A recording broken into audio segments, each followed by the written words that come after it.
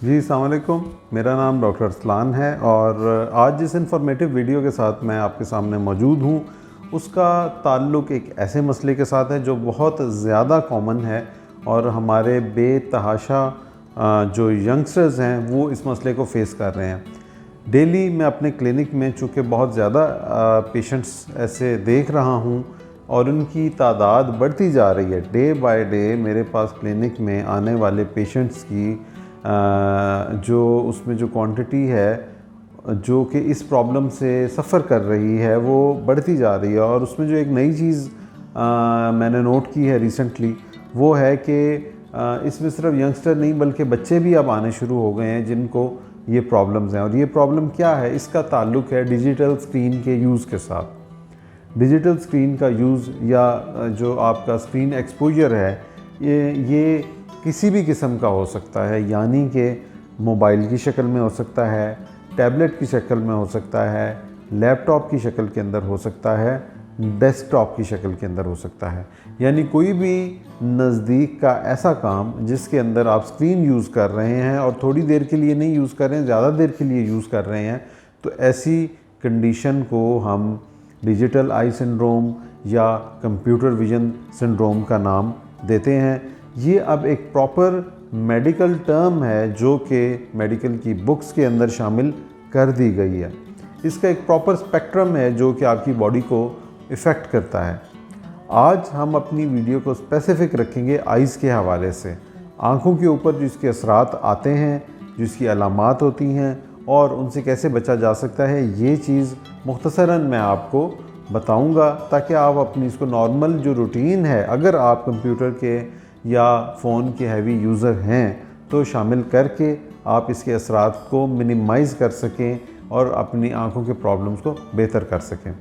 अब अगर मैं अलामात की तरफ आऊँ तो देखें इसकी बेतहाशा अलामात हैं जो कि स्टार्ट हो सकती हैं आँख में पानी के आने से, आँख में दर्द के होने से, आँख में रेडनेस या सुर्खी के आ जाने से, फोकस ना कर पाने के प्रॉब्लम के साथ, पट्ठों के खिंचाव के साथ, पट्ठों की या आँखों की थकावट के साथ, देखने की कमज़ोरी के साथ, आँखों में मुसलसल पानी बहने के साथ या सर दर्द के साथ इवन। ये वो सारी अलामात हैं जिनमें से कोई एक या तमाम की तमाम अलामात किसी भी ऐसे इंसान के अंदर हो सकती हैं जिसका स्क्रीन का यूजेज 2 या 3 घंटे से ज़्यादा है, पर डे की बात कर रहा हूँ मैं।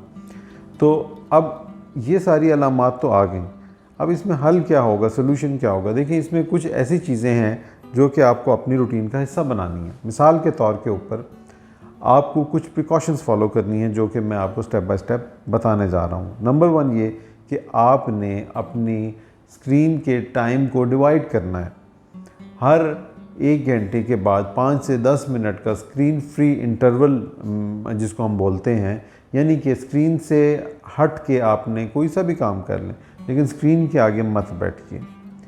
दूसरी जो चीज़ है इन तमाम अलामात में एक मेजर चीज़ है ड्राई आइज़, यानी कि कॉन्टीन्यूस जो स्क्रीन का लाइट का और इससे निकलने वाली स्क्रीन से निकलने वाली जो हीट है उसका जो एक्सपोजर है वो आपकी जो ब्लिंकिंग फ्रीक्वेंसी है या आँखों के झपकने की जो रफ्तार है उसको कम कर देता है, जिसका रिज़ल्ट क्या निकलता है कि आँखों में खुश्की या ड्राइनेस पैदा हो जाती है।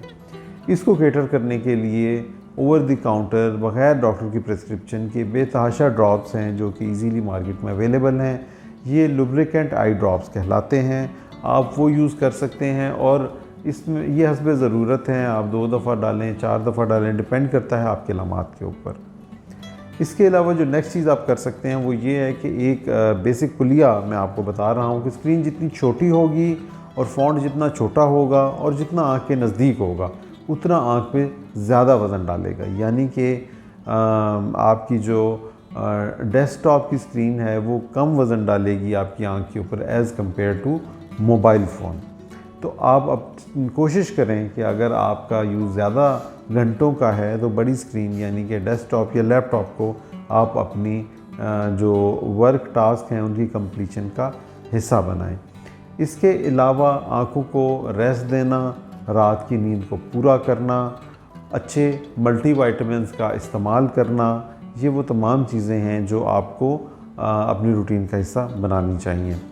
इसके अलावा अगर हम एक और चीज़ जो मैं यहाँ ख़ास तौर पे मेंशन करना चाहूँगा कि आपका जो पोस्चर है, सिटिंग पोस्चर, वो बड़ा इम्पॉर्टेंट है। स्ट्रेट सिटिंग पोस्चर हो, अंधेरे में आप अपनी डिवाइसेस को मत इस्तेमाल कीजिए, और इसकी जो स्क्रीन की जो ब्राइटनेस है, it should be matching the brightness of the surrounding environment, यानी कि आपके कमरे की जितनी लाइट है ऑलमोस्ट आपकी जो स्क्रीन है उसकी लाइट भी इतनी ही होनी चाहिए। इसके अलावा ब्लू फ़िल्टर्स का इस्तेमाल जो है वो भी किसी हद तक इसमें हेल्पफुल साबित होता है। तो ये कुछ छोटी छोटी चीज़ें थी जो मैंने आपसे शेयर की हैं, जिनको आप अपनी रूटीन का हिस्सा बना के डिजिटल आई स्ट्रेन या कंप्यूटर विजन सिंड्रोम की जो प्रॉब्लम्स हैं उनसे बच सकते हैं। बाकी यहाँ मैं ये चीज़ बताता चलूँ कि देखिए ये एक बेसिक जनरल नॉलेज इन्फॉर्मेशन तो ज़रूर है, लेकिन जो भी आपका स्पेसिफ़िक प्रॉब्लम है, अगर वो परसिस्टेंटली आ रहा है, मुसलसल आ रहा है, ठीक नहीं हो रहा है, तो लाजमी अपने करीबी डॉक्टर को दिखाइए। ऐसा ना हो कि जिस चीज़ को आप इजी ले रहे हैं या जिस चीज़ को आप मामूली समझ रहे हैं वो कोई और प्रॉब्लम हो। तो यकीनन चेकअप लाजमी है। बाकी स्क्रीन यूज़ के साथ इन तमाम एहतियातों का होना भी एक अच्छी चीज़ है, जो कि मैंने आपको भी मेंशन की हैं। तो ये सारी इन्फॉर्मेशन है, और बाकी अगर आप हमसे रब्ता करना चाहें तो नीचे लिंक में तमाम इन्फॉर्मेशन मौजूद है, आप हमसे कांटेक्ट कर सकते हैं। Thank you.